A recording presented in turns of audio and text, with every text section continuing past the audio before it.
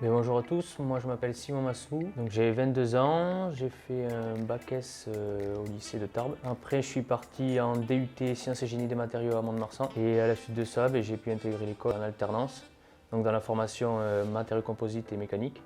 Et je suis en alternance dans l'entreprise Safran Helicopter Engines sur le site de Bordeaux à Pau.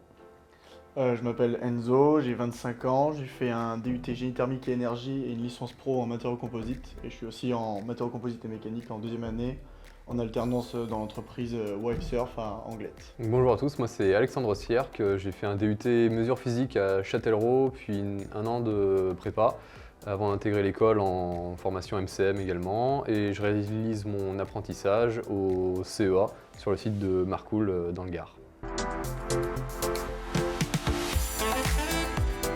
Les deux conditions, c'était les résultats scolaires et l'obtention d'un contrat d'apprentissage avec une entreprise pour rentrer dans cette formation. Grâce à la licence pro en matériaux composites et aussi au fait que j'avais déjà une entreprise en alternance avant de rentrer dans l'école, je suis rentré sur titre avec la sélection qu'on a eue avant la rentrée. Et du coup, moi, à la suite de mon DUT, je m'étais déjà intéressé aux écoles d'ingé, et puis finalement, en écoutant les profs qui m'ont conseillé de faire un an de prépa pour être un peu plus costaud scientifiquement, du coup, ce que j'ai fait, et ensuite j'ai été admis sur titre également suite à mon année de prépa.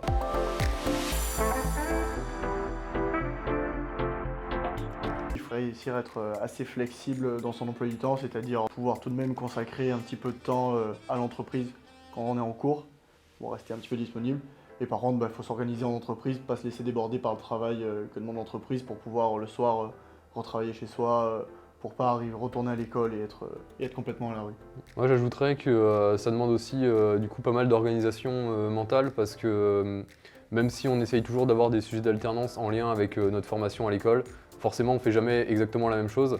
Et du coup, quand on est en période d'école, c'est assez facile de se mettre dans le moule parce qu'on a des cours qui sont bien cadrés. Du coup, ensuite, quand on revient en entreprise, c'est important d'être super organisé pour pouvoir optimiser son temps et pas passer les premiers jours à se dire qu'est-ce que je faisais déjà la dernière fois. Donc ça aussi, c'est un apprentissage qui est super intéressant parce que ça permet d'avoir deux choses à gérer de front, et ce qui est toujours une bonne expérience pour après travailler en tant qu'ingé. Donc c'est vraiment quelque chose qu'on peut développer avec l'alternance qu'on n'aurait pas forcément en filière additionnelle. Les deux parties jouent assez bien le jeu, c'est-à-dire que quand on part à l'école, notre entreprise, on reste joignable mais elle essaie de nous laisser tranquilles à nos études. Et ensuite, quand on part à l'entreprise, l'école essaie de ne pas nous donner de travail à faire pendant cette période-là pour qu'on puisse se concentrer à 100% sur notre travail en entreprise. Il y a aussi une partie adaptabilité sur tout ce qui est organisation, mais extrascolaire aussi, parce que du coup, il y a deux sites, il y a deux appartements, deux vies, on va dire, en parallèle, qui sont assez distinctes.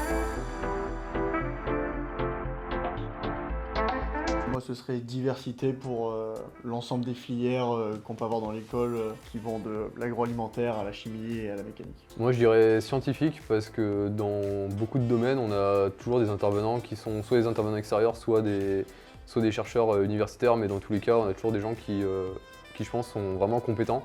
Et du coup, ça fait plaisir d'avoir un enseignement de cette qualité. Moi, je dirais adapté, parce que bien adapté aux besoins de notre entreprise, que ce soit sur les matières vraiment scientifiques ou même les matières un peu plus extra-scientifiques, comme de la gestion de projets ou comme ça.